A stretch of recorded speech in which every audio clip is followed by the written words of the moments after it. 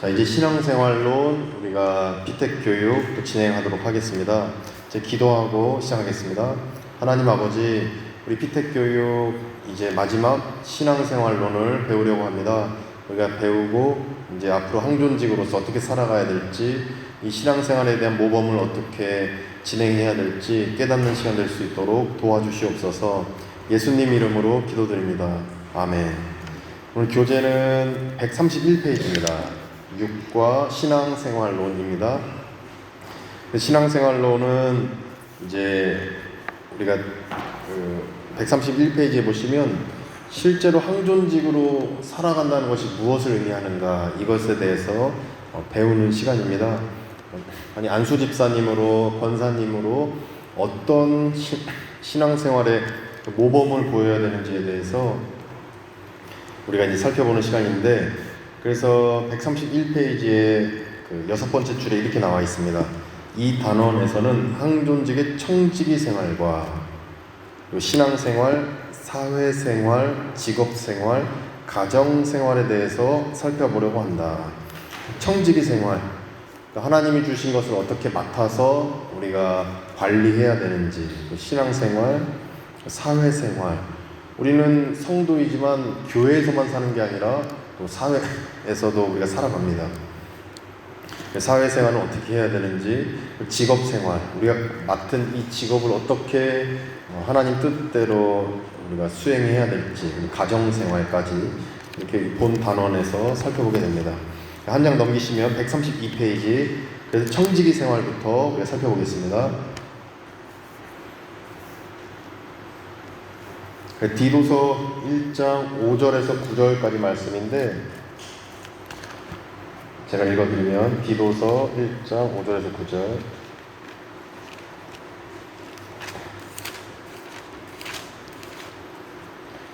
내가 너를 그레데에 남겨둔 이유는 남은 일을 정리하고 내가 명한 대로 각 성의 장로들을 세우게 하려 함이니, 책망할 것이 없고 한 아내의 남편이며 방탕하다는 비난을 받거나 불순종하는 일이 없는 믿는 자녀를 둔 자라야 할지라. 감독은 하나님의 청지기로서 책망할 것이 없고 제 고집대로 하지 아니하며 급히 분내지 아니하며 술을 즐기지 아니하며 구타하지 아니하며 더러운 이득을 탐하지 아니하며 오직 나그네를 대접하며 선행을 좋아하며 신중하며 의로우며 거룩하며 절제하며 미쁜 말씀의 가르침을 그대로 지켜야 하리니, 이는 능히 바른 교훈으로 권면하고 거슬러 말하는 자들을 책망하게 하려 함이라. 아멘. 그래서 1번 질문이, 바울은 전도 여행을 하는 중에 그가 아끼고 사랑하는 디도를 그레데 섬에 남겨두게 된다. 그 이유는 무엇이었는가? 그래서 5절에 뭐라고 나와 있냐면, 각 성의 장로들을 세우려고, 이게 이유입니다. 각 성의 장로들을 세우려고. 그러니까 사도 바울이 디도를 그레데 섬에 남겨둡니다. 그 남겨둔 이유가 장로들을 세우려고, 즉 항존직을 세우려고. 2번, 그럼 장로와 감독은 여기에서 같은 의미로 사용되고 있다고 볼 수 있다. 장로와 감독은 어떤 일을 하는 사람들인가? 9절에 보니까 미쁜 말씀의 가르침을 지켜야 하는 사람, 미쁜. 그러니까 신실한이라는 뜻이죠. 미쁜, 신실하다, 신실한, 영원히 있는 그 신실함, 믿을 수 있을 만한 것, 그게 신실한이죠. 미쁜이 그런 의미입니다. 신실함, 신실한 말씀의 가르침을 지켜야 하는 사람, 미쁜 말씀의 가르침을 지켜야 하는 사람, 그런 사람들이 장로입니다. 그리고 감독입니다. 즉 항존직입니다. 이런 사람들을 세우려고 디도를 그레데에 남겨두었다, 이것이죠. 그럼 3번, 그럼 본문에는 감독을 하나님의 청지기라고 말하고 있다. 본문은 청지기의 태도에 대해서 뭐라고 말하는가? 결국에는 디도서 1장 7절의 감독은 하나님의 청지기로서 이렇게 얘기합니다. 결국에 항존직은 하나님의 청지기다, 이렇게 보시면 되는데, 그럼 청지기의 태도에 대해서 뭐라고 얘기하냐면 7절에서 9절까지 나와 있는 겁니다. 책망할 것이 없고 제 고집대로 안 하고 분내지 아니하며 술을 즐기지 아니하며 구타하지 아니하며 더러운 이득을 탐하지 아니하며 오직 나그네를 대접하며 선행을 좋아하며 신중하며 의로우며 거룩하며 절제하며 그리고 미쁜 말씀에 가르친 그대로 지키는 사람, 이것이 바로 청지기, 항존직, 청지기로서의 항존직의 태도이다. 이렇게 3번의 답을 달 수 있습니다. 그러니까 7절부터 9절까지의 내용, 이것이 바로 청지기로서의 항존직의 삶이다. 이렇게 볼 수 있습니다. 그래서 133페이지에 보시면, 자, 위에서 이제 9번째 줄에 보시면, 위에서 9번째 줄 133페이지 따라서 줄 치시면 되는데, 모든 사람은 하나님께서 만드신 온 세상을 관리하는 청지기로 부름받은 존재. 그러니까 하나님은 사람을 청지기로 만드셨다는 것입니다. 이 발리에 있는 자연도 그렇고요, 우리가 사용하는 어떤 물질, 그리고 우리의 어떤 육신, 다 하나님이 우리에게 주신 어떤 그 선물이다, 은총입니다. 그래서 우리는 맡아서 이제 청지기로서 그걸 맡아서 사용하는 역할을 우리는 수행하는 것입니다. 줄 치신 부분에서 밑으로 두 번째 줄 아래로 청지기라는 말이 가지고 있는 가장 큰 의미는 우리가 주인이 아니라는 것이다. 이걸 줄 치시면 되겠습니다. 청지기라는 말이 가지고 있는 가장 큰 의미는 우리가 주인이 아니라 하나님이 주인이다 라는 뜻입니다. 그래서 이 발리안 교회라는 건물도 사실 우리 것이 아니죠. 이제 앞으로 하나님의 것이기 때문에 그래서 어떻게 사용하실지 우리는 기대할 수 있고, 그리고 우리에게 주신 물질도 다 하나님의 것입니다. 결국 우리가 주인이 아니라 하나님이 주인이시다. 우리 자녀도 마찬가지고 하나님이 주인이시죠. 우리의 생명도 하나님이 주인이시다. 그래서 우리는 그 권한을 위임받은 존재입니다. 그게 바로 청지기입니다. 그래서 133페이지 밑에서 6번째 줄에 특별히 그리스도인들 그 중에서도 항존직들은 착하고 충성된 종이요 지혜 있고 진실한 청지기가 되어 하나님께서 맡기신 이 거룩한 특권과 책임을 잘 감당해 나가야 할 것이다. 충성된 종이고 청지기이다. 성도는 종이면서 청지기입니다. 그래서 종으로서 순종할 것은 다 순종해야 되고, 청지기로서 책임을 져야 된다. 책임의식이 있어야 됩니다. 하나님이 주신 달란트를 땅에만 묻어두면 안 되죠. 땅에 묻어두면 안 되고, 그 달란트를 사용해서 그 달란트를 2개, 3개 늘려야 됩니다. 그것이 바로 책임의식입니다. 그래서 우리 성도는 종이면서 청지기다. 134페이지 보시면, 그럼 청지기는 어떤 무엇을 이제 구체적으로 맡았는가, 이거에 대한 내용이 이제 나옵니다. 134페이지에 1번 하나님으로부터 생명과 몸을 위탁받은 청지기, 135페이지에 2번 시간을 관리해야 하는 청지기, 137페이지에 셋째 물질을 바르게 사용해야 하는 청지기. 이렇게 3가지를 우리가 맡고 있는 것입니다. 이 3가지, 생명과 몸을 맡고 있는 청지기에 우리는 135페이지 둘째 시간을 관리해야 하는 청지기입니다. 시간도 하나님 주신 겁니다. 137페이지 셋째 물질도 하나님 주셨으니까 물질을 사용해야 하는 청지기.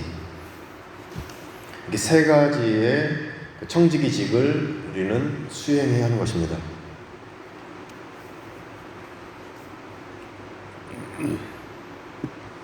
특별히 첫 번째 생명과 몸을 위탁받은 청지기, 거기서 2번째 줄에 사도 바울은 너희 몸은 너희가 하나님께로부터 받은 바 너희 가운데서 계신 성령의 전인 줄을 알지 못하느냐. 너희는 너희 자신의 것이 아니라 값으로 산 것이 되었으니 그런즉 너희 몸으로 하나님께 영광을 돌리라.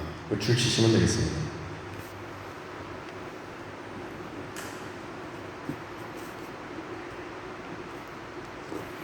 그래서 우리 몸도 하나님의 성전이다. 하나님 주신 것이다. 바로 이 의미죠. 135페이지 위에서 네 번째 줄, 그러므로 나의 몸을 육신의 소욕을 따라 함부로 사용해서는 안 되며 깨끗하고 건강하고 아름답게 갖고 와서 하나님의 뜻대로 사용해야 한다. 내 몸을 함부로 사용해서는 안 된다. 이것입니다. 아끼고 소중하게 여겨야 합니다. 내 이웃을 내 몸과 같이 사랑해라. 이 말은 즉 내 몸을 먼저 사랑할 때 내 몸을 내 이웃 내 몸과 같이 사랑할 수 있다. 그러니까 나를 먼저 사랑할 때 이웃을 사랑할 수 있고 뭐 이렇게 또 우리 바꿔서 생각할 수도 있습니다. 자기 몸을 함부로 하는 사람은 이웃을 그렇게 함부로 할 수도 있는 것입니다. 결국에 항존직이 되려는 노력은 하나님 뜻대로 살아가려는 결단이다 라고 볼 수 있습니다. 항존직이 되려는 노력은 하나님의 뜻대로 살아가려는 결단이다.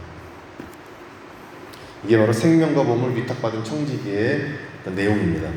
그러면 또 우리가 시간을 관리해야 되죠. 시간을 관리해야 되는 청지기인데 근거 구절이 이것입니다. 두 번째 줄에 줄 치시면 되는데, 그런즉 너희가 어떻게 행할지를 자세히 주의하여 지혜 없는 자 같이 하지 말고 오직 지혜 있는 자 같이 하여 세월을 아끼라. 때가 악하니라.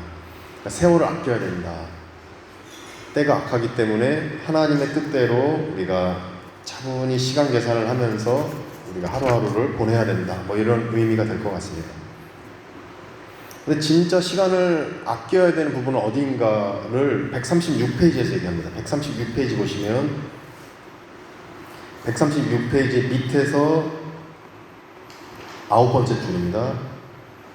136페이지 밑에서 9번째 줄, 아무리 사회가 복잡하고 생업에 분주하다 해도 하나님을 섬기며 하나님께 드리는 시간, 예배, 기도, 이것을 소홀히 여기거나 아까워해서는 안 된다. 줄치시면 됩니다. 그래서 우리가 너무 바쁘고 막 일상생활에 치여서 어떤 시간을 쪼갤까, 어떤 시간을 뺄까 생각하면 예배 시간, 기도 시간을 빼는 그런 청년들을 볼 때가 있습니다. 근데 그것은 결코 마땅한 성도의 자세가 아니다. 이 얘기입니다. 어떤 다른 시간은 다 빼더라도 예배와 기도 시간만큼은 지켜야 한다. 이것이 바로 항존직이 시간을 맡은 항존직의 어떤 역할이다. 시간의 청지기로서의 역할이다. 이렇게 보시면 됩니다. 아무리 바빠도 예배, 기도만큼은 지켜야 한다. 이것입니다. 그리고 137페이지 물질을 그럼 어떻게 사용해야 하는가. 물질에 대해서는 성경에서 이렇게 얘기합니다. 9번째 줄입니다. 위에서 9번째 줄, 아래로 137페이지 위에서 9번째 줄 보시면 성경은 돈을 사랑함이 일만 악의 뿌리가 되나니 이렇게 얘기하십니다. 그러니까 돈을 줄치시면 되는데 돈을 사랑하는 것이 일만 악의 뿌리다. 따라서 이 돈을 정말 바르게 사용해야 된다라는 것이 바로 이 청지기의 자세입니다. 이 돈은 가치 중립적인 거라서 내가 바르게 쓰면 바른 것이고 악하게 쓰면 악하게 사용되는 것입니다. 그래서 138페이지에 보시면 그럼 하나님 뭐라고 말씀하시냐면 돈을 바르게 쓰기 위해서는 138페이지 위에서 바로 밑에 한 단락 두 번째 단락을 보시면 물질을, 이 부분입니다. 물질을 하나님의 뜻에 맞게 사용한다는 것은 자신의 생활의 기본적 수요를 충족시키는 데서 더 나아가 자기가 먹고 마시고 입고 이렇게 물질을 사용하는 데서 더 나아가야 됩니다. 뭐냐면 먼저 하나님께 감사하는 마음을 헌금하고 구제하며 널리 이웃에게 유익하도록 사용하는 것이다. 즉 헌금해야 되는 것입니다. 헌금. 이 헌금 생활이 결국 물질에 대한 청지기를 수행하는 성도의 자세입니다. 재물에 대한 청지기는 11조 제도에서 분명하게 나타납니다. 성경은 우리의 소득의 11조만이 아니라 땅의 소산, 나무의 열매, 그 모든 것의 11조가 하나님의 것이라고 말한다. 그러니까 돈뿐만 아니라 우리가 만들어내는 어떤 열매, 이것 다 11조다라는 것인데 11조를 드리는 것은 왜 드리냐 보니까 자기의 전 재산과 소유가 하나님의 것임을 인정하는 청지기의 신앙 고백적 행위이다. 10%를 드림으로 해서 나머지 90%도 다 하나님의 것입니다 라는 것을 잊지 않기 위해서, 우리의 모든 게 하나님의 것임을 잊지 않기 위해서 11조를 드린다라는 것입니다. 그래서 이것이 마땅한 청지기의 자세이다. 이것을 기억하시면 될 것 같습니다. 그래서 우리가 11조를 드린다라는 것은 나의 생명도, 나의 시간도, 나에게 주신 그 물질도 다 하나님 것입니다. 다 하나님 것이고 모든 것이 하나님으로부터 온 것이다. 이 알몸 신앙, 청지기 신앙, 이것을 늘 유지하기 위해서 우리가 11조를 드리는 것이다. 이렇게 보시면 되는 것입니다.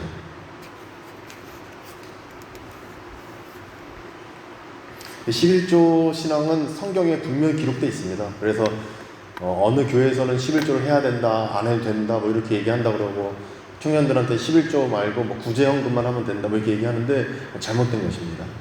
11조 내는 것은 성경에 당연히 기록되어 있는 하나님의 명령입니다. 11조는 해야 됩니다. 자, 이렇게 해서 우리가 청지기 생활을 살펴봤고요. 140페이지 19가 신앙생활을 살펴보겠습니다. 그러면 항존직은 어떤 신앙생활을 해야 되는가?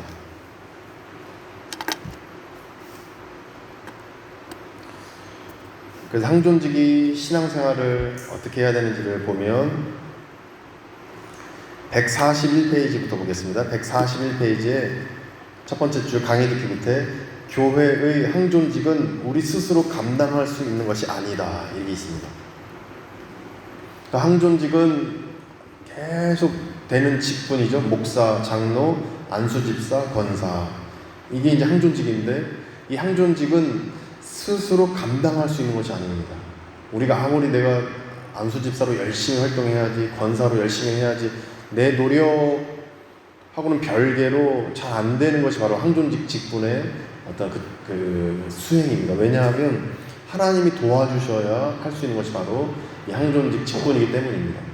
영적으로 여러 가지 그 안수집사로서의 그 역할, 권사로서의 역할을 하려면 하나님의 그 힘을 항상 빌려야 된다. 하나님께 도움을 요청해야 된다. 바로 이것이 항존직의 신앙생활의 어떤 핵심입니다. 141페이지 1번 항존직의 신앙사상을 보시면 밑에서 세 번째 줄입니다. 줄 치시면 되는데, 우리의 가장 중요한 신앙의 기반은 십자가에서 죽으시고 사신 예수 그리스도께 두어야 한다. 이 부분입니다. 항존직은 항상 십자가에서 나를 위해서 죽으셨다. 십자가에서 죽으신 그 예수님께서 다시 사셨다. 이 믿음 안에 나의 어떤 이 항존직의 그 직분의 그 근거를 두어야 되는 것입니다. 왜 그런가 보니까 142페이지에서 이렇게 얘기합니다. 왜 십자가에 둬야 됩니까? 그 이유가 142페이지 세 번째 줄에 1번 하고 줄 치시면 됩니다. 1번, 이 십자가 신앙은 우리로 하여금 청결한 마음을 갖게 한다. 마음을 깨끗하게 만든다는 것입니다. 십자가가 우리의 죄악된 것을 십자가에서 못 받고 예수님을 생각하면 마음이 청결해집니다. 그리고 2번, 두 번째 단락이죠. 2번, 십자가 신앙은 우리로 하여금 선한 양심을 갖게 한다. 이 사회가 혼탁해서 우리가 세상 가치를 교회에 들어올 때가 있습니다. 우리가 이익이 안 되는데 우리가 이걸 왜 합니까? 이거는 우리 교회의 마이너스입니다. 그런데 교회의 마이너스가 되고 돈이 안 되는 것도 교회는 마땅히 해야 될 때가 있습니다. 이게 뭐 이득이 안 나더라도 마땅히 해야 될 때가 있는데, 그렇게 하게끔 만드는 선한 양심을 십자가 신앙이 만들어준다라는 것입니다. 그러면서 세 번째 단락 3번, 또한 십자가 신앙은 이 부분입니다. 또한 십자가 신앙은 거짓이 없는 믿음으로 우리를 나아가게 한다. 여기 있죠? 여기가 3번입니다. 거짓말하지 않는 그 믿음, 거짓이 없는 믿음, 살아계신 하나님께 우리가 나아갈 수 있게 하는 것, 결국 예수 그리스도밖에 없습니다. 그래서 어느 이제 임종 예배 가면 결국 저희 목사들이 권면할 것은 예수 그리스도밖에 없습니다. 예수 그리스도가 우리를 구원해 주셨습니다. 예수 그리스도가 우리의 죄를 사해 주셨습니다. 예수 그리스도 때문에 우리는 천국 백성이 되는 것입니다. 이것이 바로 거짓이 없는 믿음이다. 이 얘기입니다. 그러면서 마지막 단락 4번, 마지막으로 이 부분이죠. 마지막으로 십자가 신앙은 우리를 사랑으로 나아가게 한다. 예수님이 십자가에 달리시기까지 너무나도 우리를 사랑하시기 때문에 이렇게 하신 건데, 우리도 십자가에 달리는 마음으로 크리스찬 그룹을 사랑하고, 우리 또 같은 우리 교우들을 사랑하고, 또 새로운 새 가족을 사랑하고, 또 우리 이제 성교를 위해서 또 현지인들을 사랑하고, 또 이런 십자가 신앙이 우리를 사랑으로 나아가게 한다. 바로 이것입니다. 그래서 항존직은 이 십자가 신앙을 기초로, 이게 가장 베이직입니다. 가장 기초로 해서 점점 이 신앙의 그 행위들을 해 나가야 되는 것입니다. 십자가 신앙을 왜 붙잡아야 되냐, 그 이유가 지금 방금 살펴본 142페이지에 나와 있는 4가지 이유인 것입니다. 143페이지에 항존직의 신앙 자세가 있습니다. 그럼 어떤 자세로 해야 되는가? 첫 번째 줄에 항존직의 신앙생활이 특별히 중요한 이유는 교회 안에 모든 사람들에게 신앙의 본이 되기 때문이다. 이게 어떤 얘기냐면, 교회 사람들이 이제 앞으로 안수 집사님, 권사님, 발리안교 권사님 되세요, 발리안교 안수 집사님 되세요, 이렇게 이제 바라보실 겁니다. 그러면 이제 우리 교인이 적지만 관광객 성도님이라든지 이렇게 인사드리고, 만약에 새가족부를 섬기게 되면 또 새가족들하고 대면하실 텐데, 그렇게 됐을 때 그럼 발리안교 안수 집사님은 이런 분이시구나, 좀 다르다. 권사님은 이런 분이시구나. 이게 굉장히 부담될 겁니다. 근데 부담되지만 이게 항존직으로서의 어떤 사명이자 어떤 그 자세인 것이다. 바로 이 내용입니다. 항존직의 신앙생활이 특별히 중요한 이유는 교회 안의 모든 사람들에게 신앙의 본이 되기 때문이다. 그래서 이 부분에 밑으로 세 번째 줄 보시면 143페이지에 위에서 세 번째, 그렇지만 분명히 명심해야 하는 점은, 어떤 점이냐면, 일반적으로 교회의 성도들의 영적인 수준은 그 교회를 이끌어 나가는 항존직들의 수준을 넘어설 수 없다는 사실이다. 가장 수준 있는 분들이 우리 항존직이신 것입니다. 가장 수준 있으신 거예요. 그 수준을 우리 일반 성도님들은, 항존직이 아닌 성도님들은 그 넘어갈 수가 없습니다. 결국에는 우리 항존직들께서 그 갖고 있는 어떤 신앙의 자세, 이거는 믿음이 있다 없다 문제가 아닙니다. 믿음이 있다 없다 문제가 아니라 신앙의 자세 문제이고, 드러나는 어떤 신앙의 어떤 그 모습들, 이걸 얘기하는 것입니다. 근데 그 모습을 이제 보고 크리스찬 그룹이 배우는 것이고, 새 가족이 배우는 것이고, 이렇게 어느 집에 들어가면 기도부터 해야 돼. 예배당에 앉으면 핸드폰부터 보는 게 아니라 기도부터 하는 거야. 하나님 앞에 기도부터 해야 돼. 어떤 이러한 것들에 대한 모습은 결국 항존직의 신앙 자세를 통해서 청년들이, 새 가족들이 배우게 된다는 것입니다. 그런 점에서 항존직들의 수준을 넘어설 수 없다는 사실이다. 바로 이것이 의미하는 그 내용입니다. 그렇다면 이제 두 번째 단락에 143페이지 두 번째 단락 보시면, 항존직들이 가져야 할 몇 가지 중요한 신앙적 자세에 대해 우리가 생각해보자, 이게 있습니다. 한번 생각해볼까요? 뭐라고 나와 있냐면, 1번, 먼저 항존직은 주의 날을 존귀하게 여기는 자세를 가져야 한다. 예수님 다시 오십니다. 예수님 다시 오시죠. 그래서 아직 오시지 않은 예수 그리스도를 기다려야 되고, 근데 이미 오신 예수 그리스도, 이건 주일 예배를 기다려야 한다. 주일 예배를 기다려야 되고, 재림 예수님을 기다려야 된다. 그 주일날 예수님의 임재를 기다려야 되고, 먼 훗날 재림하실 예수님을 기다려야 된다. 이 두 가지를 기다려야 된다. 바로 이것이 항존직의 자세입니다. 그럼 두 번째, 2번, 또한 항존직들은 예배를 존중히 여기는 자세를 가져야 한다. 예배를 얼마나 경건하게 드리고 내 마음을 다해서 집중하고 예배당에 딱 앉아서 예배 드리는 모습을 보이는 것만으로도 이것이 성교이고, 이것이 교육이고, 이것이 어떤 그 주변 사람들의 선한 덕을 끼치는 것입니다. 예배를 얼마나 경건하게 드리는가, 차분하게 드리는가, 이 모습 자체가 항존직들이 어떤 추구해야 될 자세다, 이걸 얘기하는 것입니다. 그러면 3번, 근데 2번에 그 그러니까 맨 밑에서 세 번째 줄에 보시면 제일 밑에서 세 번째 줄에 143페이지 항존직들은 예배의 모든 요소에 관해 전문가가 되어야 한다. 이건 굉장히 부담스러우시죠?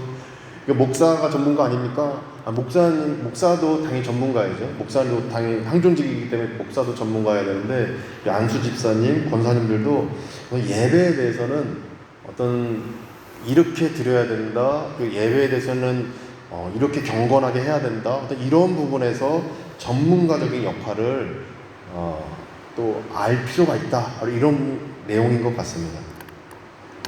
그러니까 예배의 어떤 그 순서들 처음에 어떻게 시작하고 기원, 사도신경, 회개기도, 우리 주일 예배 그 형식을 다 외울 필요는 없지만 예배에 앉았을 때 성도로서의 자세, 경건함, 하나님 앞에 나아가는 그 마음가짐, 또 이런 부분에 대해서 어떤 전문가가 되어야 된다. 이런 얘기들을 이 책에서 하고 있는 것 같습니다. 143페이지 밑에서 두 번째 줄 3번 적으시면 되는데 3번 또한 항존직들은 헌금을 드리는 데 있어서도 올바른 자세를 가져야 한다. 헌금. 그래서 당연히 우리 청년들에게도 알려드려야 됩니다. 헌금은 하는 거야. 그게 맞아. 이렇게 하셔야 됩니다. 막 부담된다고 계속 돈 얘기하면 막 교회 떠날까봐. 우리가 사랑의 마음을 갖고 얘기하면 듣습니다. 너 왜 헌금 안 내? 혼나? 이렇게 하면 이제 뭐 떠날 수 있지만, 그러나 사랑으로 하잖아요, 우리가. 근데 헌금은 내는 게 맞아. 크리스찬은 하나님께 드림으로써 감사의 고백을 하는 거야. 표현이야. 이게 바로 신앙이야. 이런 것들을 사랑으로서 한다면 다 받아들일 것입니다. 근데 안 받아들이면 그 사람 몫입니다. 그래서 말하는 건 우리의 몫이고 받아들이든 안 받아들이는 건 그 듣는 사람의 몫이다. 우리는 가르쳐야 된다. 이것을 또 부연 설명드립니다. 144페이지에 항존직의 신앙생활 나옵니다. 그럼 항존직의 신앙생활 구체적으로 어떻게 되는가 보시니까 144페이지에 6번째 줄입니다. 따라서 이 부분이다. 따라서 죽이시면 되는데 우리는 이 희생의 대가를 잊지 말고 죽도록 충성해야 한다. 어떤 희생입니까? 십자가 희생. 이걸 기억함으로 항존직은 우리도 희생해야 된다. 희생입니다. 희생. 이 희생이 헌신이라고도 하죠. 희생, 헌신. 아주 중요합니다. 희생과 헌신. 이게 있어야 선교가 되고 이게 있어야 나를 죽이고 예수님이 내 안에 사심을 체험할 수 있고 이 희생이 될 때 교회는 살아납니다.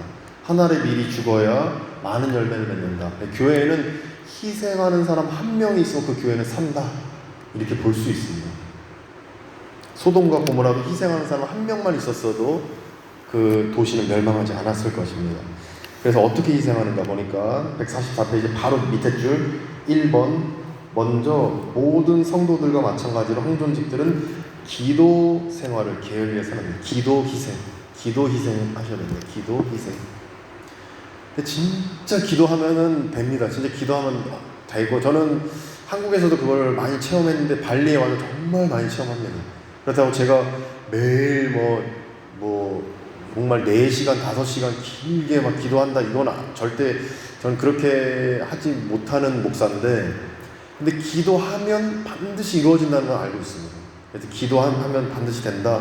근데 항존직이 기도 안 하면 교회는 무너집니다. 항존직은 기도하셔야 됩니다. 그래서 기도 희생 이게 반드시 있어야 됩니다. 그래서 145페이지에 제일 윗부분 2번 또한 규칙적으로 성경 읽는 생활을 하여야 합니다. 성경을 읽어야 기도가 되기 때문입니다. 목사님 기도가 먼저예요? 성경 말씀 읽는 게 먼저예요?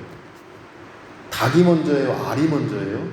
이런 똑같습니다. 근데 어떤 순서를 우리가 지혜롭게 잘 이거를 뭐가 맞다 뭐가 이게 할 수는 없지만 제가 볼 때 성경을 읽고 기도하는 것 이것이 이제 순서다 이렇게 생각되는데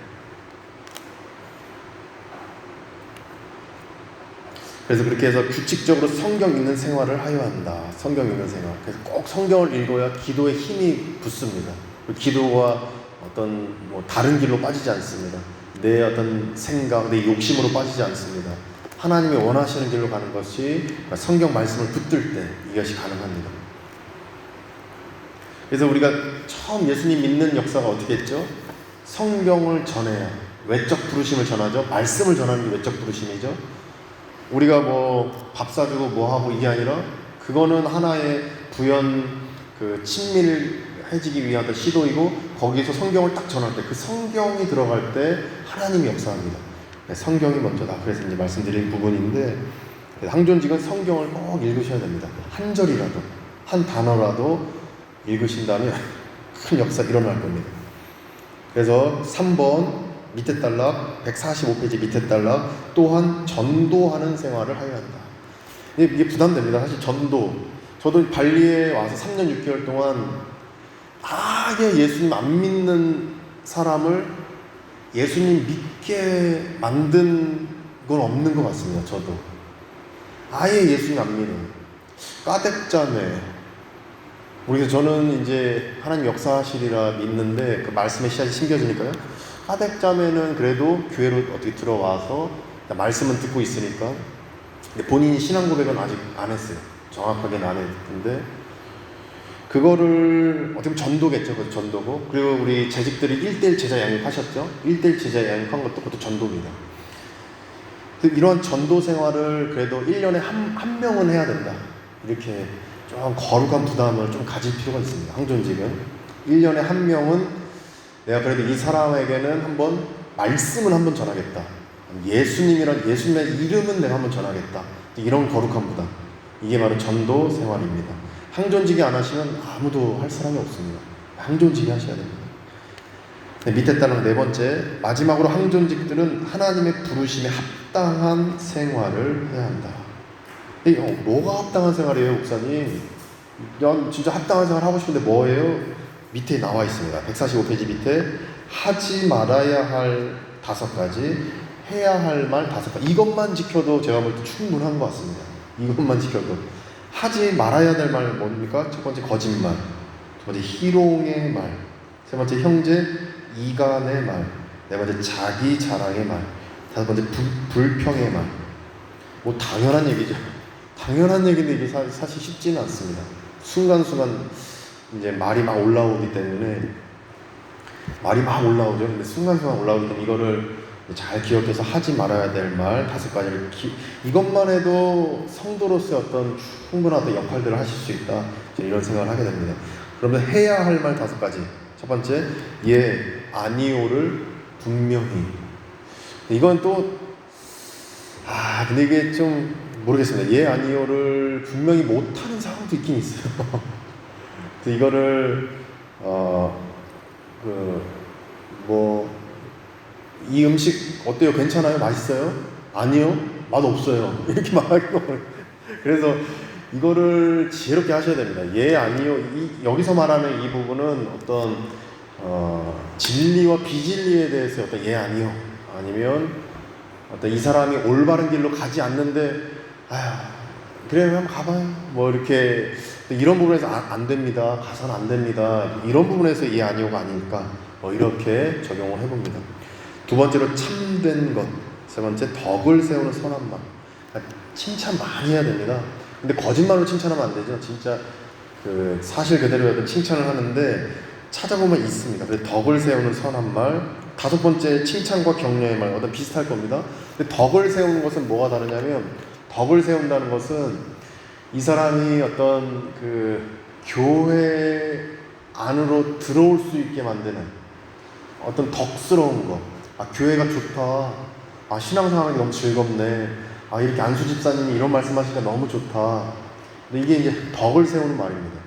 그래서 우리가 덕을 세우지 않는 말은 교회를 실어버리게 만드는 말, 하나님을 믿는 건 진짜 안 좋은 거야 라고 생각하게 만드는 말, 이게 이제 덕을 깨트리는 말, 세우지 않는 말, 이렇게 보시면 됩니다.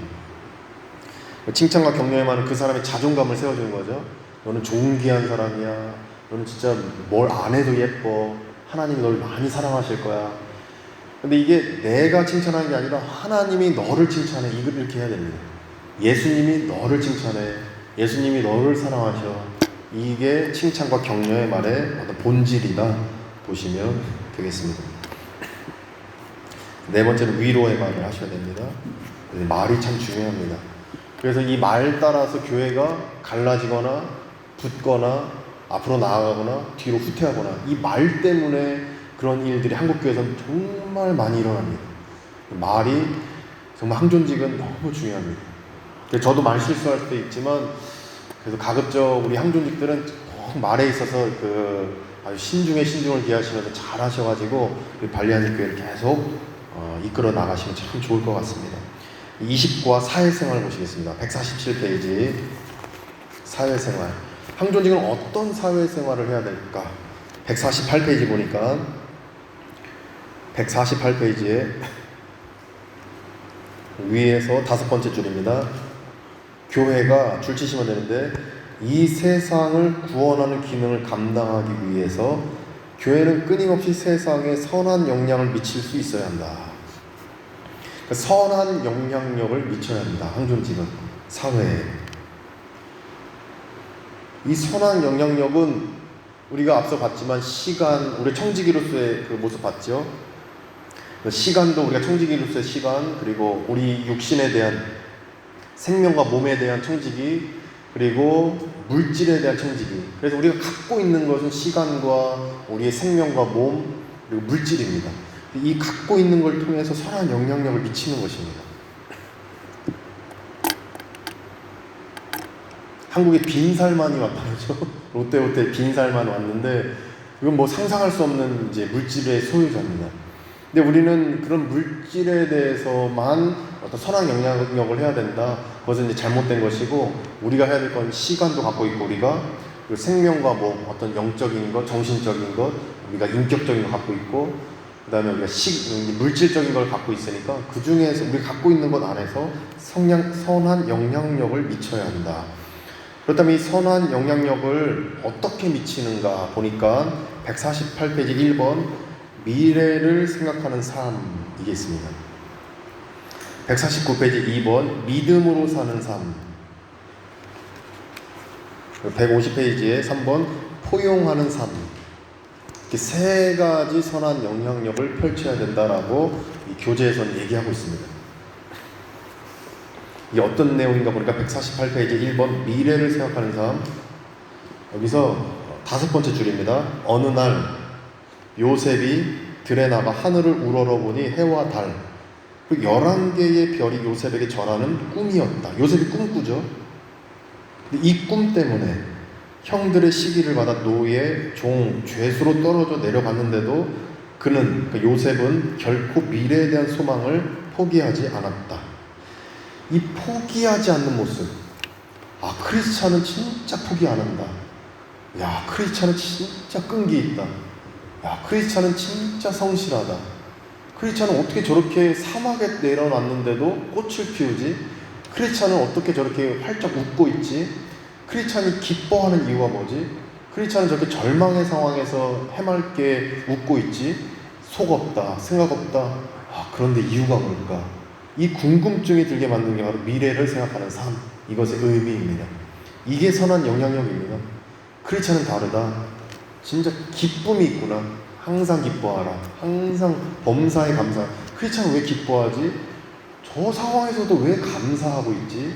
이게 바로 선한 영향력 중에 미래를 생각하는 삶의 의미입니다. 요셉은 그렇게 땅에 떨어지고 바닥을 쳤는데도 포기하지 않습니다. 왜 그렇습니까? 꿈에서 봤습니다. 하나님이 나를 세워주실 거다. 그렇기 때문에 이러한 선한 영향력을 항존직은 미쳐야 합니다. 이제 세상에 끼쳐야 하는 것입니다. 절대 포기하지 않고 낙심하지 않고 그래도 감사합니다. 그래도 기쁩니다.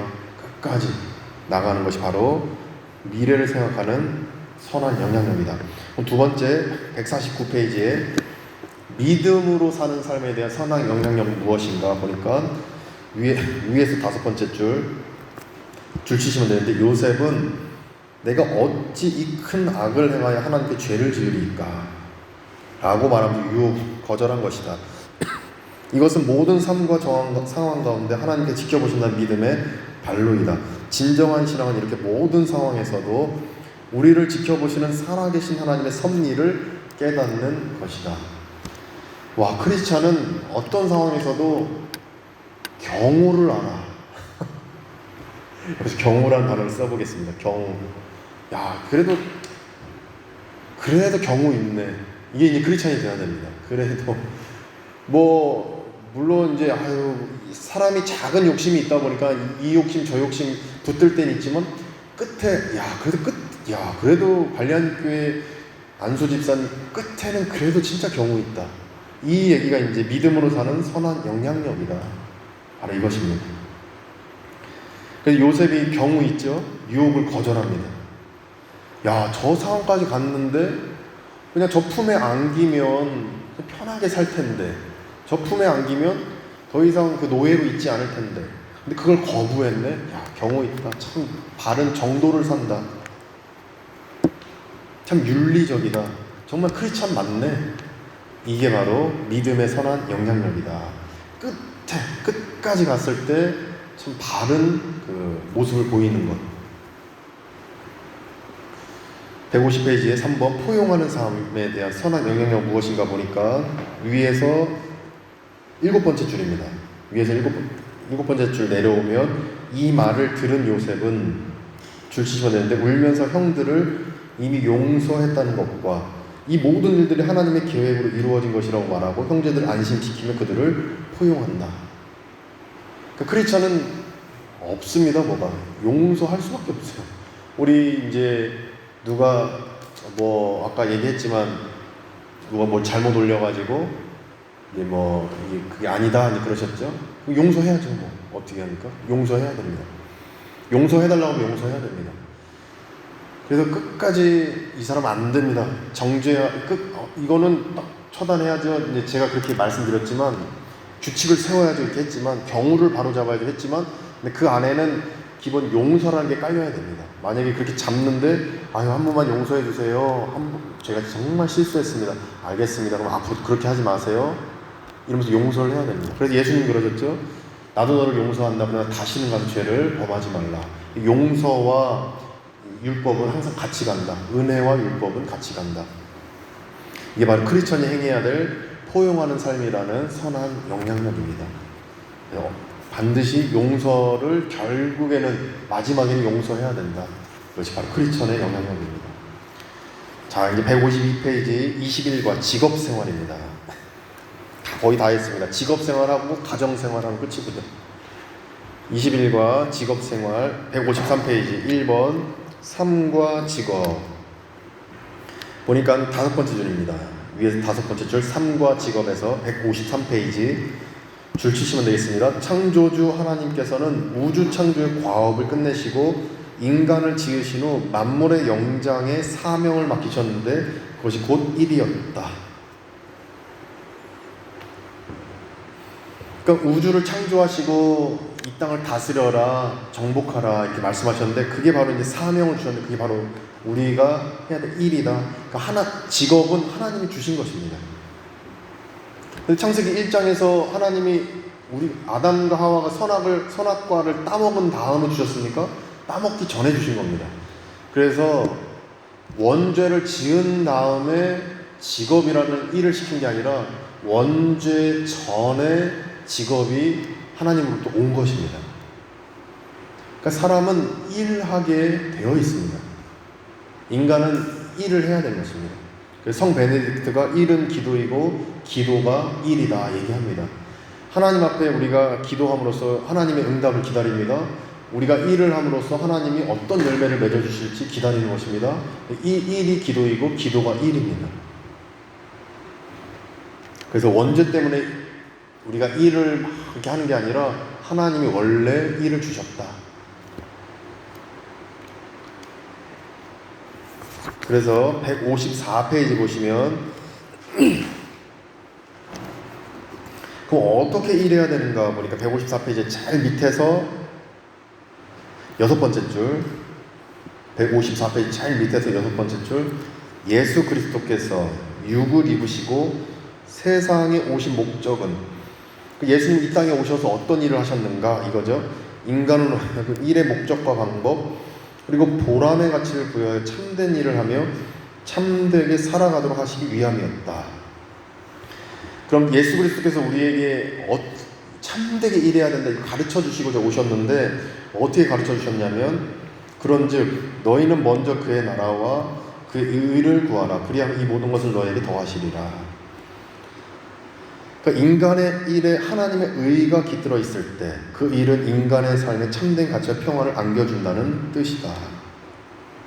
그러니까 우리가 행하는 것에 하나님의 그 인재 안에서 또 하나님이 원하시는 일, 이걸 할 때 이것이 참되게 일하는 방법이다, 이 설명인 것입니다. 그래서 우리가 직장에서 기도하고 일하고, 기도하고 또 판매도 하고, 기도하고 그 사업장을 운영하고, 이것이 이제 하나님이 원하시는 것이다, 이렇게 보시면 되겠습니다. 155페이지에 2번 직분과 직업, 세 번째 줄에, 그런데 현대 사회를 살아가는 항존직들에게도 일과 관련해 몇 가지 문제가 제기될 수 있다. 어떤 문제죠? 보니까 먼저 그리스도인에게 모든 직업이 합당한가? 모든 직업이 너무 많죠. 그런데 이 직업은 되나 안 되나, 이게 헷갈리는 게 있죠. 두 번째, 직업은 영리와 이윤을 위한 수단에 지나지 않는 것인가? 그러니까 돈 버는 것을 위해서 직업이 있는 건가? 뭐 이런 부분. 마지막으로, 각종 나무의 열매는 내가 임의로 먹되 선악을 알게 하는 나무의 열매는 먹지 말라.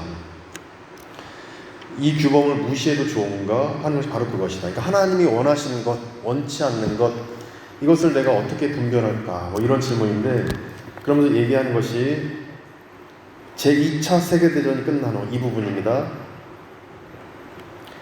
미국을 중심으로 그리스도교 국가에 제기되는 문제는 그리스도인이 전쟁에 참여하는 것은 옳은 일인가? 그렇죠? 총칼 들고 전쟁에 참여하는 게 옳을까 안 옳을까? 지금 이 자리에서 그걸 다루기에는 너무 어렵습니다. 그냥 일단 제가 어떤 느낌인지 말씀드리겠습니다. 교회의 직분자가 핵무기 공장에서 종사하는 건 성경적으로 타당한가? 그렇죠? 핵을 만드는 그 연구원의 길로 물리학자 중에 크리스찬 많은데, 이분이 그게 당연히 해야 되나 안 해야 되나? 인종차별을 감행하며 공해 주범의 기업을 경영하는 것은 죄가 되는가? 또 이런 문제들. 아니면 그 밑에 보시면, 이를테면 목사가 성직과 사회적 직업을 겸하는 것은 타당한가? 목사는 목회만 해야 되는데 다른 직업을 같이 하는 이중직을 해도 괜찮은가? 이 부분이죠. 장로가 주점을 경영하는 것은 성경에 어긋나지 않는가? 호프집을 운영하는 거예요, 장로님이. 이 괜찮나 안 괜찮나? 집사와 권사가 여인숙을 경영하는 거, 여인숙이라고 표현했는데 아마 한국에서 어떤 그 좀 외도하는 사람들이 가는 어떤 막 그런 의미하는 것 같아요. 뭐 어떤 그런 여인숙, 그런 모텔들, 그런 경영하는 것이 교회의 덕을 세우는데 좋은 일인가? 여기에서 우리는 직업 선택의 원칙과 그 한계점을 생각해 볼 필요가 있다. 이게 문제 제기예요. 항존직은 어떤 직업을 선택해야 되는가? 저도 영등포에서 이제 그때 부목사로 있을 때 그 제 교구의 집사님이 물레동 쪽에 호프집을 이제 오픈하셨어요. 그분 항존직은 아니셨어요. 서리 집사님이셨는데, 여자분 서리 집사님이고 남편은 교회 안 다니시고. 근데 이제 저한테, 목사님, 담임 목사님께 신방을 요청하고 싶어요. 우리 호프집에서 기도 좀 해주세요. 신방 예배를 드려주세요. 담임 목사님께 말씀드렸더니 담임 목사님이 이제 뭐라고 기도해야 되나? 그러시더라고요. 유 목사, 내가 좀 거기 분이세요. 이제 전라북도 이제 고향이신데, 유 목사 뭐라고 기도해야 되나? 내가 뭐라고 기도해야 될까? 그래서 뭐 잘 되게 이렇게 하시면 됩니다. 야, 근데 어렵더라고요. 이게 뭐라고 잘 팔리게 뭐 이렇게 해야 되나? 거기는 안 가셨습니다. 안 가시고 제가 가서 이제 기도만 해드렸는데, 그런 부분들이 어떻게 우리가 해결해야 되나? 이게 사실 이게 윤리적인 것도 들어가고, 그리고 어떤 그 신학적인 부분이 동반돼야 돼서 지금 다 설명을 못 드려요. 근데 여기 이 책에서 뭐라고 얘기하냐면 155페이지에 있습니다. 바로 밑에 그 한계점을 생각해 볼 필요가 있다 해서 밑에서 이제 하는 거죠. 8번째 줄입니다. 밑에서 8번째 줄. 먼저 하나님께 영광이 되는 일은 가능하지만 반면 영광을 가리는 일은 피해야 한다. 그러니까 하나님께 영광이 되면 가능하다. 영광이 안 되면 불가능하다. 그러면서 하나님의 영광이란 하나님의 뜻에 합당한 일로서 그의 계명에 어긋나지 않고 그의 나라를 이 땅 위에 실현하는 데 도움이 되는 일을 말한다.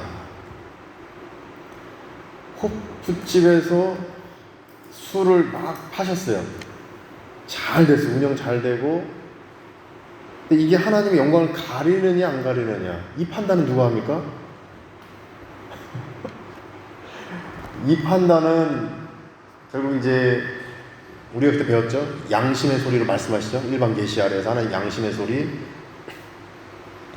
그리고 이제 그 성경 말씀. 근데 이게 결국에는 성경 말씀에서는 술을 먹어도 된다, 먹지 말아라, 이게 없어요. 근데 이제 거기서 포도주, 이제 여러 가지 그 포도주는 독주가 될 수 있다, 술 취하지 말아라, 뭐 이런 부분들이 나오는데, 이 술을 판매하는 행위가 하나님의 영광을 가리느냐 안 가리느냐 결국 자기 양심에 달려있다. 그 로마서 말씀에 따르면 결국에는 나의 이 행위를 통해서 타인이 시험에 들고, 와, 이봐, 저 사람 저렇게 하는데 나 교회 못 가, 저 사람 때문에 못 가, 저 사람 저렇게 그 나쁘게 하는데 교회 가면 뭐해, 이게 시험 든다, 이러면 이제 그거에 있어서 자기가 잘 대응하고 이 사람이 실족치 않도록 도와야 된다, 뭐 이렇게 로마서 말씀도 있습니다. 그래서 결국에 하나님의 영광을 가리느냐 안 가리느냐 자기 양심의 소리의 문제이고, 타인에게 실족하게 하느냐 안 실족하게 하느냐, 이거에 대한 차원에서 해석한다면 이 부분들이 조금 풀리시지 않을까, 이런 생각을 합니다. 저는 개인적으로 그 가게를 마음껏 축복하고 왔습니다. 그 기도로 축복하고 왔고, 근데 이거는 이제 목사님들마다 또 다를 수 있습니다. 견해가 좀 다르실 수도 있습니다. 그 다음부터 항존직은 하나님의 영광을 가리느냐 안 가리느냐, 그 양심의 소리로 판단하시고, 나로 인해서 다른 사람이 실족하냐 안 하냐, 이걸 보시고 판단하신다면 큰 어긋남이 없을 거다, 이 생각을 하게 됩니다. 156페이지 3번 직업과 소명 보시면, 창조주 하나님께서 인간에게 위임하신 것에는 4가지가 있는데, 첫 번째 국가, 두 번째 사회, 세 번째 교회, 네 번째 가정, 이것입니다. 4가지. 하나님께서 항존직에게 이렇게 4가지를 맡기셨습니다. 국가가 잘못하면 잘못한다 말해야 됩니다. 사회가 정도를 벗어나면 정도 벗어났다 얘기해야 됩니다. 교회와 가정에도 얘기해야 됩니다. 이것이 바로 우리의 소명이다. 자, 그래서 158페이지 바로 넘어가시면 4번 직분과 직업 윤리가 있습니다. 우리 윤리적으로 행해야 되는데, 사업장에서, 직장에서 어떤 윤리를 가져야 되는가, 도덕성. 159페이지에 보시면 첫째, 159페이지 첫째, 인간이 하나님의 청직이라는 개념 속에는 재물의 소유권은 하나님께 있고 그것이 인간 삶의 수단은 될지언정 목적은 될 수 없다는 의미가 들어있다, 이것입니다. 재물의 소유권이 하나님께 있다. 그러니까 재물의 노예가 되면 안 된다, 이 얘기입니다. 이런 윤리가 있어야 되고, 둘째, 밑에 보시면 둘째가 있죠. 인간이 하나님의 청직이라는 개념 속에는 재물의 원주인이 되신 하나님에 대한 성실함과 재물의 선용이 의무적이라는 뜻이 내포되어 있다. 그러니까 이 재물은 하나님의 것이다, 이 개념이 있어야 된다는 것입니다. 셋째, 마지막 셋째, 어떤 직업 윤리가 있어야 되냐면, 인간이 하나님의 청직이라는 개념 속에는 소유의 과정이 하나님의 뜻에 합당해야 한다는 의미가 포함되어 있다. 그러니까 사기를 치면 안 되고, 우리가 정당하게 수익을 발생시켜야 된다, 이것이죠. 그 영화 대부를 보면, 대부 1, 2, 3까지 나왔는데, 영화 대부에서 이 주인공이 마피아 세계에서 번 돈으로 헌금을 엄청 합니다. 성당에다 헌금 많이. 이제 신부님이 이제 헌금 이제 받고 이렇게 하는데, 근데 그렇게 피 흘린 돈을 원치 않는다, 이거죠. 셋째 얘기 나온 것이, 소유의 과정에 하나님의 뜻에 합당해야 한다. 피 흘린 돈은 그렇게 원하시지 않는다. 그래서 다윗이 성전을 만들기 위해서 여러 가지 노력을 많이 했는데 너는 피를 많이 흘렸기 때문에 성전을 지을 수 없다. 너 다음 세대가 성전을 지을 거다 해서 솔로몬이 짓게 되죠. 하나님은 피 흘린 돈을 이렇게 기뻐하시지 않는다. 이렇게 받으면 될 것 같습니다. 자, 마지막입니다. 162페이지 22가 가정생활. 마지막입니다.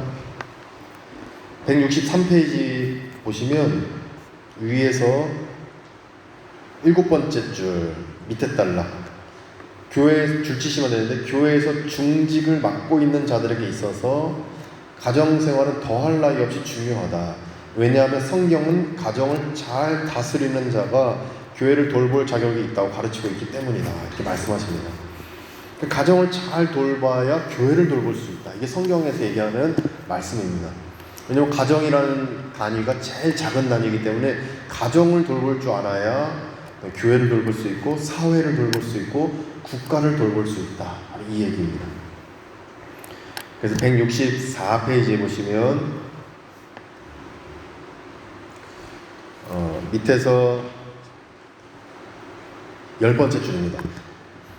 164페이지에 자녀를 양육하고 교육할 때 제일 중요한 문제는 사랑과 훈계의 균형을 맞추는 것이다.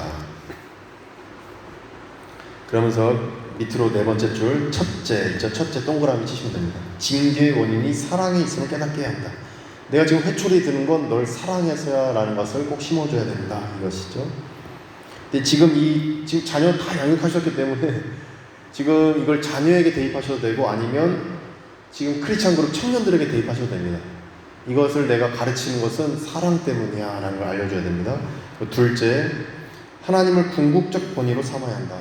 하나님은 이렇게 말씀하셨어. 안 돼. 이건 안 되는 거야. 하나님이 이렇게 하셨어. 이렇게 한 거죠.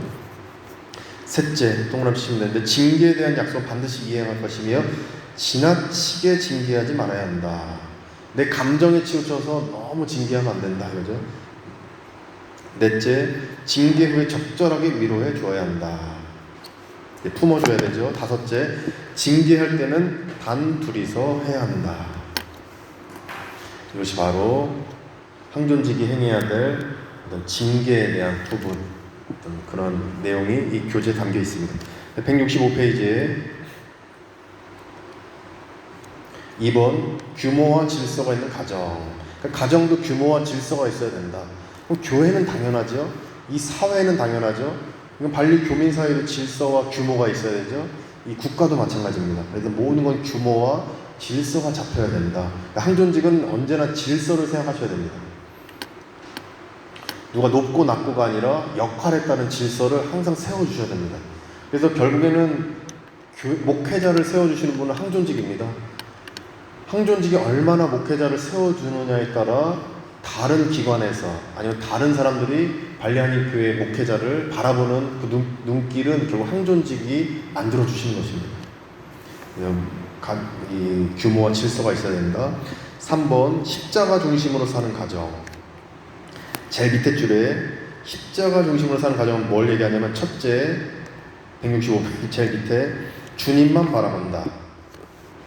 이것입니다. 이 십자가 중심으로 사는 가정, 주님만 바라보는 가정입니다.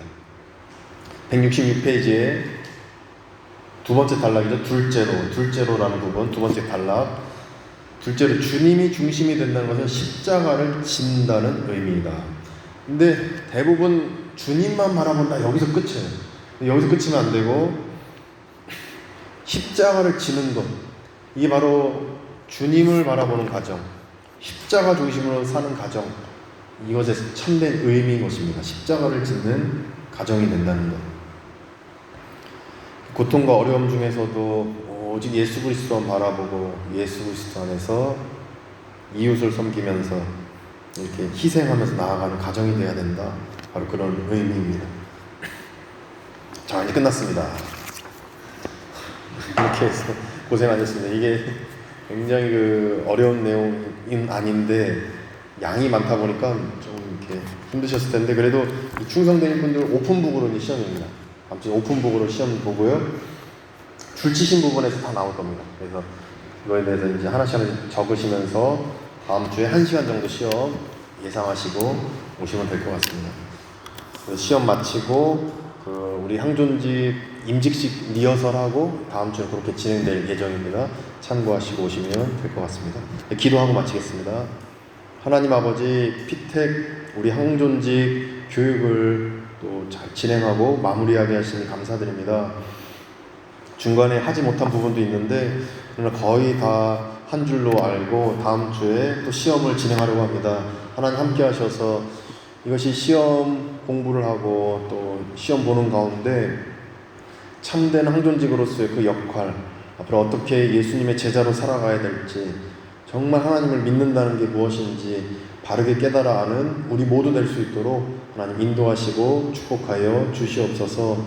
다음 주에 이제 마지막 시험 보고 임직식 리허설하고 쭉 진행될 때에 모든 것들이 순적하게 진행되고 사악한 영이 함께하지 못하게 하시고 오직 하나님의 우리 모든 우리 임직자 다 지켜주셔서 끝까지 마음 상치 않고 앞으로 항존지구의 그 임직식을 기대하며 나아가는 우리 모두 될 수 있도록 도와주시옵소서. 특별히 한국에 있는 우리 강 집사님 오시는 여정이 참 어려울 수 있는데 그래도 함께 하셔서 우리가 임직 예배 꼭 잘 참여할 수 있도록 하나님 도와주시고 인도하여 주시옵소서. 예수 그리스도의 이름으로 간절히 기도드립니다. 아멘.